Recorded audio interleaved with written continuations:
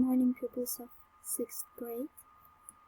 As we talked and discussed in the previous hour about grammar, and especially about was where, the past simple of the verb to be, you had as homework the exercises which were related to this. Exercise 2, 3, 4 and 5. Some of you have sent them to me and we checked them together and corrected the mistakes where necessary. But today I want you, before we start the lesson and talk about had and could, the past simple of have and past simple of can, I would like to show you the corrected answers for each of the previous exercises in order to complete them correctly in your books. So be careful and just follow the video in order to complete the exercises in your books, because I want you to show the books after the lesson just to check if you worked or not. So the corrected answers for exercise 2 are these. Complete them in your books, please. If there is any mistake, if you have completed them before, just correct the mistakes, and if you have not any mistake, then you are corrected at all, so you don't need to correct anything. Then we have exercise 3, and these are the corrected sentences. So, in the second sentence, they weren't in Rome last month. In the third sentence, Mary wasn't at the party. I wasn't at the gym yesterday. You weren't at Jane's house. Okay? Then, let's check the fourth exercise. Here you have the answers for each of them. Okay? Where, at the second one, were Peter and John at the gym last Monday? Yes, they were. It is needed to use where because there are two subjects, Peter and John. So, look carefully and complete correctly. Then, about the fifth exercise, talking about the past. Okay, if there is a helpful information for you, here you have it. You may just write them on your notebooks if you want, or you may just form dialogues by yourself, shorter than these or fewer than these. Now let's continue with the other session of grammar, and especially the past simple of the verb have. As you can see from the table given in the exercise 7, which the request says, read the table, how do we form the negative and interrogative form of had? So at first you should remember and should learn very well that had is the past simple of the verb have. So I should translate this in Albanian in order to be understandable by all of you. Pra nxënës, do të vazhdojmë me pjesën tjetër të gramatikës, veçanërisht me foljen had dhe foljen could. Duhet të fiksoni që folja had është koha e shkuar e foljes have. Have në shqiptar kthehet kam. I have, you have, he has. Ka atë ndryshimin në vetën e tretë njëjës, nëse ju kujtohet kur e kemi marrë në kohën e tashme të thjesht. Ndërkohë, në kohën e shkuar, folja have bëhet had. Dhe në të gjitha vetat qëndron had. Pra ne themi I had, you had, he had, she had, it had. We had, you had, they had. Pra në të gjitha vetat, ajo qëndron po njësoj, nuk pëson ndryshim. Mirë po, kur foljen had ne e përdorim në formën e saj kryesore, ose në kuptimin e saj bazë, në kuptimin e saj kryesor, pra kam, na duhet që në negative dhe pyetëse t'i shtojmë foljen ndihmëse did përpara dhe folja have të kthehet në formën e saj bazë. Ja të shohim bashkë tek tabela tani. In the affirmative form, okay, you have an information here. We form the negative form of had with the personal pronoun plus didn't have, which is the same in all persons. Në shqip përkthehet, ne e formojmë formën negative, pra mohore, në fjalin mohore, të foljes had me një premër vetor ose kryefjalë, pra mund të jetë I, you, he, she, it, por mund të jetë dhe John, Mary and Sam dhe emrat të tjerë, pra që mund të jenë në formën e një kryefjale, plus didn't have, që do të thotë foljes have i kemi shtuar foljen ndihmëse didn't, që kur të flasim pak më vonë për kohën e shkuar të thjesht, do shohim që foljet në formën negative dhe pyetëse shtojnë foljen ndihmëse did, si që shtonte folja ndihmëse do dhe does në kohën e tashme të thjesht. Nëse ju kujtohet, për ta rikujtuar dhe më mirë, mund t'i riktheni dhe njëherë mësimeve ku kemi marrë. Pra, për t'ju ardhur në ndihmë foljes kryesore, ne shtonim një tjetër folje ndihmëse quhej, që në kohën e shkuar, në kohën e tashme të thjesht është do dhe does, ndërsa në të shkuarën e thjesht, në past simple tani na është did. Dhe në mohore didn't, shkotimi i did not. Dhe folja have kthehet në formën bazë. Pra sa herë që ne fusim në funksion të fjali, pra fusim në formulën e një fjalie foljen did ose didn't, fiksojeni që folja tjetër kryesore kthehet në infinitive, në formën e saj bazë. Pra ne e formojmë formën negative të foljes had me një kryefjalë plus didn't have, e cila është në të gjitha vetat njësoj, pra nuk pëson ndryshim.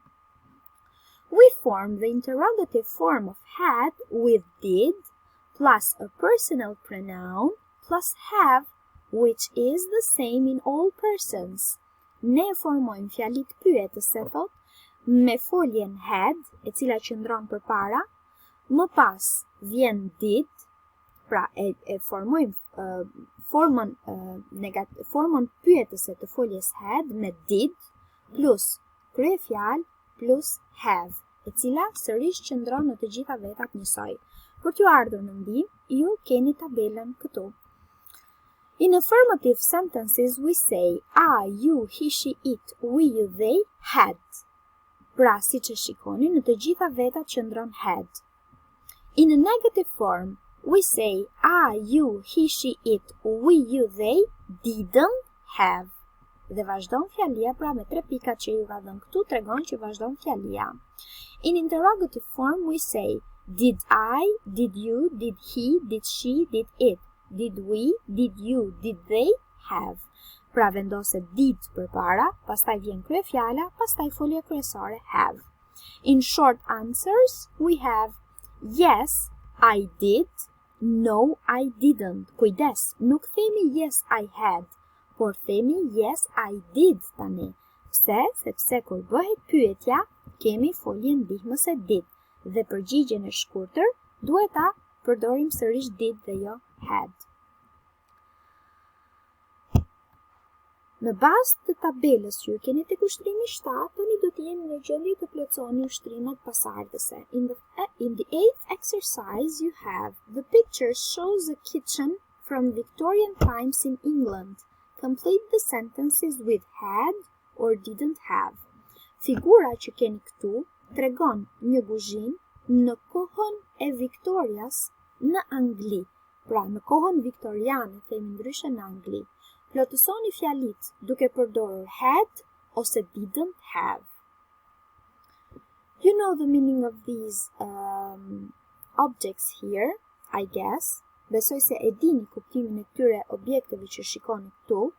Vacuum cleaner janë fshesat e korrendit, cookers sobat ose stufat, fridges e dini, fireplaces ocak, electricity elektricitet, televisions, computers, wooden tables tavolinat prej druri. Duke parë figurën këtu, duhet të përdorni tek vendet bosh ose had ose didn't have.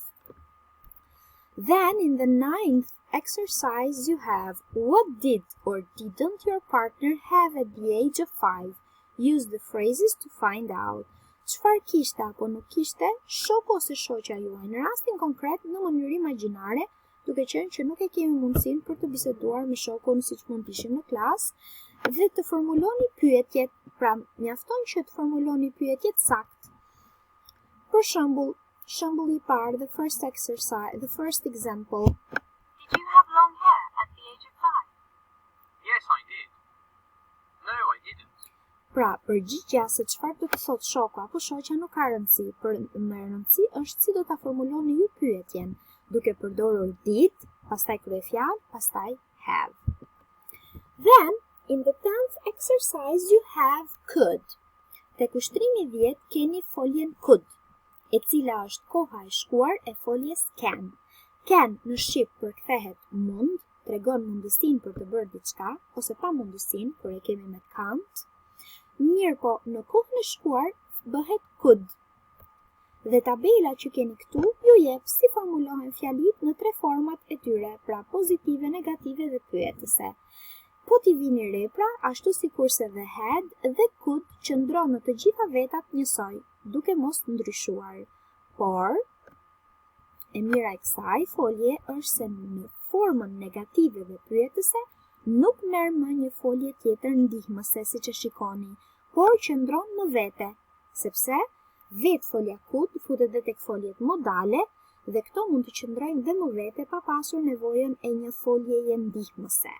Pra në affirmative, në fjalit pozitive, ne themi I could speak English when I was 5, for example, dhe zakonisht could përkthehet mundesha, tregon një mundësi në të shkuarën, mundësi për të bërë diçka në të shkuarën.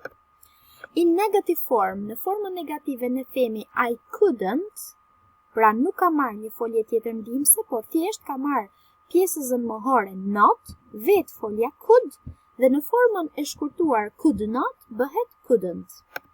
Dhe në fjali pyetëse del could përpara, pastaj vjen kryefjala. Could I speak English when I was 5? For example, a mund të flisja unë anglisht kur isha 5 vjeç? Dhe përgjigjet e shkurtra kthehen me yes I could ose no I couldn't. Exercise 11 says complete with. Plotësoni me ushtrimi 11, besoj se është e qartë. Keni tik do ta bëni në formë pozitive dhe ku keni cross do ta bëni në formë negative të fjalisë. Talking about past abilities, të flasim rreth aftësive për të bërë diçka në të shkuarën. Sërish tek ushtrimi 12, të cilin edhe ushtrimi në mëparshëm dhe këtë do t'i bëni të dy në fletore, për vetë faktin që nuk keni vënd tek libri, do të formuloni fjalin në formën pyetëse të tyre. Pra, tek ushtrimit më parshëm kishit për të formuar fjali pyetëse me had, ndërsa tek këtu tani keni për të formuar fjali pyetëse me could. What couldn't your partner do at the age of 7? The first example is done for you. Could you speak English at the age of 7? Yes, I could. No, I couldn't. Could you speak English? Could you speak English? Could you read a book when you was 5? A mund të lexoj një libër kur ti ishe 5 vjeç? Yes, I could. No, I couldn't. Rëndësi ka pra formulimi I pyetjes dhe jo përgjigja. Then, you have exercise 13, which you will do on your notebooks as well. Pra, ushtrimi 13, cilin sërish do ta bëni tek fletorja juaj, duke plotësuar vendet bosh për të folur rreth vetes tuaj, sepse kërkesa thot complete the sentences about yourself. Plotësoni fjalit rreth vetes tuaj. Ky është ushtrimi I fundit për sa I përket këtij seksionit gramatikor. Të gjithë këto ushtrime punojni tani dhe mi kaloni që t'i kontrollojmë bashkë. Okay? Goodbye for now.